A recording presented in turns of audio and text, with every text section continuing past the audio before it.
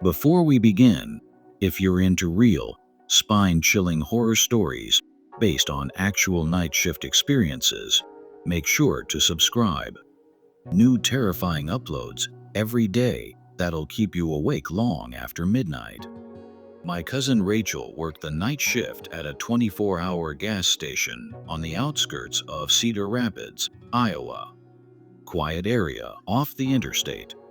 Mostly truckers, emergency late-night travelers, or teenagers looking for snacks and cheap cigarettes. She'd been there about 8 months. Said it was boring 90% of the time, until the winter of 2019. That's when she stopped calling her job easy money and started keeping a bat under the counter. This happened on a Tuesday. The weather was awful: sleet, black ice, visibility next to zero. Rachel was working solo. Her manager hadn't shown up for the second shift, and the roads were so bad she didn't expect anyone else to either. The store was empty for most of the night. Around 2:17 a.m., she was restocking the cooler. You know those big metal doors you open to grab drinks? She was on the other side, behind them, in the walk-in freezer where employees load the shelves from the back. It was freezing inside. Condensation fogged the glass. She heard the store doorbell chime, the little ding that goes off when someone enters. She figured it was a trucker or someone seeking warmth. She called out, "Be right there." But no one responded. That was the first weird moment. She leaned through the shelf to look out. The glass was foggy, but she could make out someone at the far end of the aisle. Tall, wearing what looked like a gray hoodie. Just standing there, not moving. She assumed it was a regular or someone high, honestly. It happens. Rachel steps out of the freezer and heads back to the front counter. No one's there. She checks the aisles. Empty. She even looks in the bathroom, the back office. Nothing. But the store bell clearly rang. She thinks maybe the guy left while she was walking up. It was eerie, but she brushed it off. Until about 20 minutes later. She's now sitting behind the counter, scrolling her phone, when the automatic cooler light inside the drink fridge she just stocked flickers on. Their motion activated. She stares at the glass.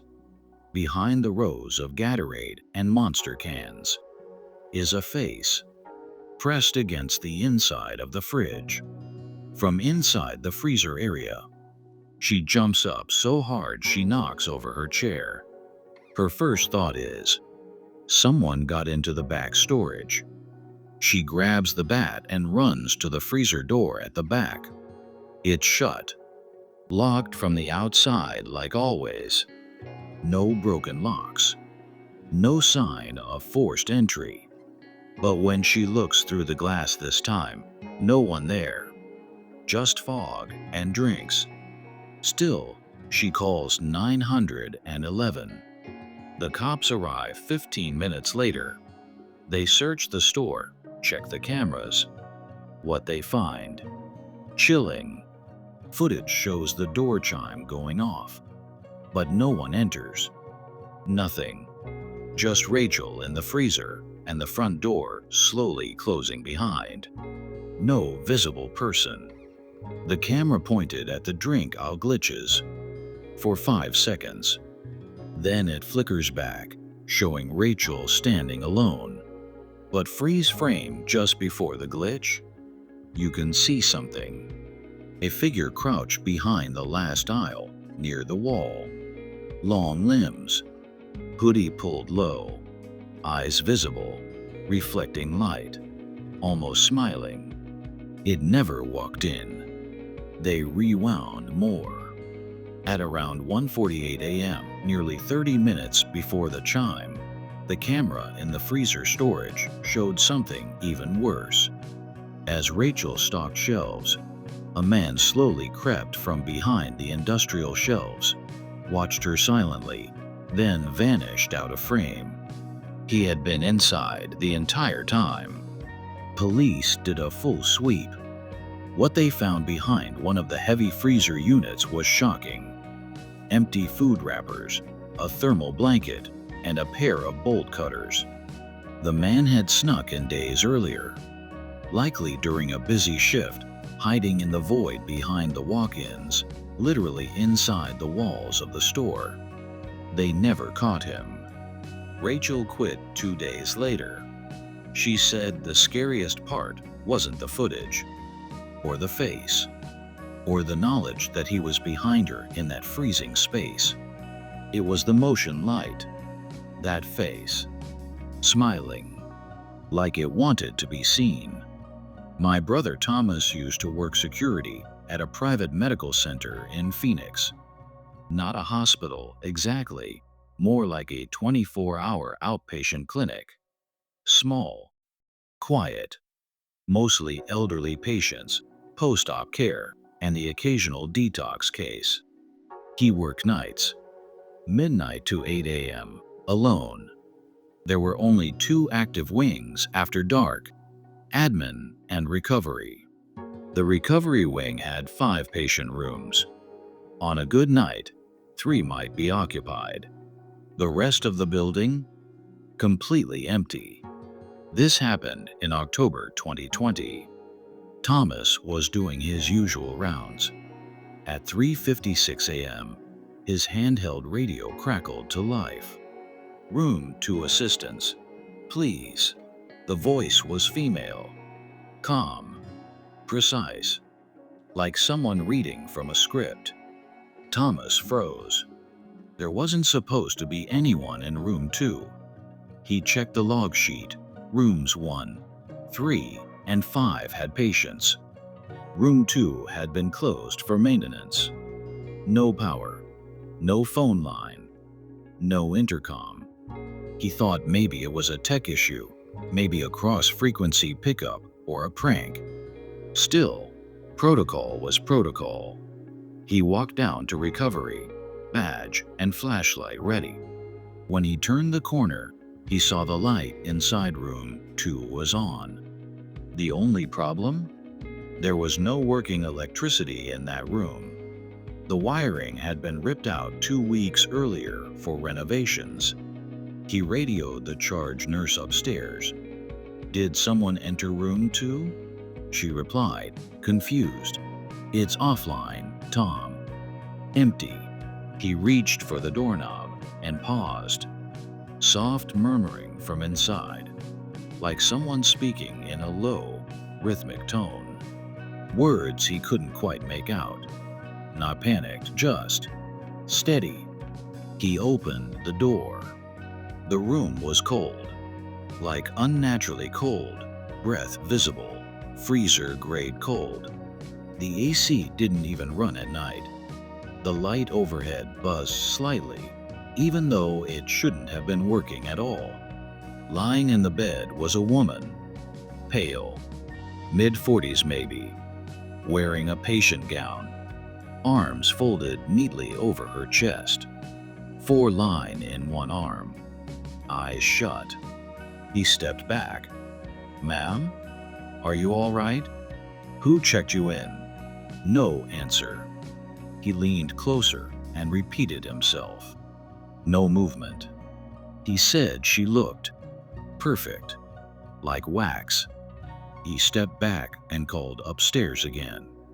"Someone's in room 2. This time, silence. Then the lights flickered. Every light in the wing, all 5 rooms, flashed once. Then again. He turned back to the woman in the bed. Gone. Bed was empty. Sheets perfectly made. Just gone. He thought he was losing it. He opened the door to room 1 to ask a real patient if they'd seen anything. The man inside looked shaken, pale, sweating. Thomas asked, "Did you hear anything weird? Lights flickering?" The man just said, "She was watching me." Thomas said, "Who?" The patient pointed to the wall, the one that backed against room 2. She stood there all night. Thought she was a nurse at first, but she never blinked. Later that morning, the floor supervisor checked the security feed.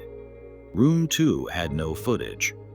The hallway camera glitched out from 3:54 to 4:07 a.m. All other hallway cameras recorded fine. One strange thing, in the frame just before the glitch, you can see a shadow pass the camera lens. It stops, turns, and faces the lens, just before static consumes the screen. The footage returned after 13 minutes. Room 2 light off, door still ajar. Now, here's the kicker.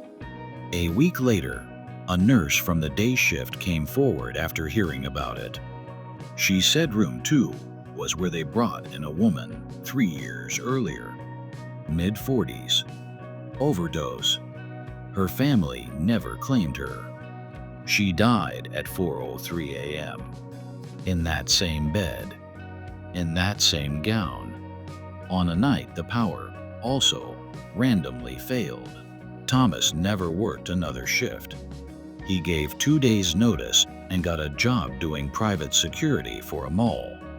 To this day, he won't use radios, won't go near hospitals, and every time he hears someone say room 2, he flinches. Back in 2016, I worked night security for a distribution warehouse just outside Milwaukee. It wasn't the kind of place you'd expect creepy stories from. Concrete buildings, metal fences, cameras everywhere. We handled bulk deliveries, nothing glamorous, just loading docks, inventory, forklifts. My job? Watch the monitors, walk the perimeter every 2 hours, and keep the place locked down after 10 p.m. Nothing ever happened. Until it did. This started around mid-September. I remember because the overnight temps had just started dropping, and I'd switched from short sleeves to my winter coat. The first weird thing was small. At around 2:40 a.m. one night, the motion-activated camera in Lot B lit up on my monitor. That wasn't unusual. Raccoons, wind, sometimes stray dogs would set them off. But this was different. The footage showed a person. Not moving, not pacing, just standing in the middle of the back parking lot. Not near a car, not near the gate. Just there, facing the building, standing completely still. They were too far to make out a face. The camera didn't have zoom, but the outline was clear, tall, thin, long coat. I radioed the other guard across the warehouse. He checked it out. Nothing. Lot B was empty when he got there. We rewound the footage. Gone. Like the camera glitched. One frame they were there. Next frame, static. And then, nothing. The next night, same thing. 2:41 a.m. Camera flickers. The person is back. Same spot. Still as a statue. Arms by their side. This time, I went to check. I took a flashlight and walked the full loop. Nothing. No tracks. No open gates. No vehicles. Just silence and wind. But when I got back to the office, the monitor showed the figure again, standing in the exact spot I had just walked past seconds ago. That was the moment my gut turned. Like someone was watching me, even though I was supposed to be the one watching. I reported it to my supervisor. He brushed it off. Some transient messing with you, or maybe the camera sensors glitching. But I know what I saw. Twice. That weekend, I came in for the Saturday night shift. Something was already off. The front office lights were flickering when I got there. My ID badge wouldn't scan the first 3 tries. The guard from the earlier shift looked pale, quiet. I asked if he was okay. He just said, "If you see her, don't go outside." I asked, "Who?" He shook his head and left. I checked the logs. Motion detection in Lot B had gone off 4 times in the last 5 days, all between 2:39 and 2:44 a.m. That night, I set a chair right in front of the monitors, coffee in hand, determined not to blink. At 2:41 a.m., the screen jumped. There she was. This time, the figure was clearer. The shape was unmistakably female. Long dark coat or dress, head tilted slightly, arms still by her side. But her face, it wasn't pixelated or blurred. It just seemed wrong, too long. The proportions didn't match, almost like it had been stretched, like she was trying to wear a human face, but didn't quite know how. I watched for 12 seconds. Then the screen cut to black. When it came back, she was closer. Not in Lot B now. She was standing between the trucks in Lot A, closer to the building. No motion sensors went off. No alarms. But there she was. I grabbed my flashlight and opened the door. Took one step outside, and the temperature dropped like a switch flipped. Colder than anything that night should have been.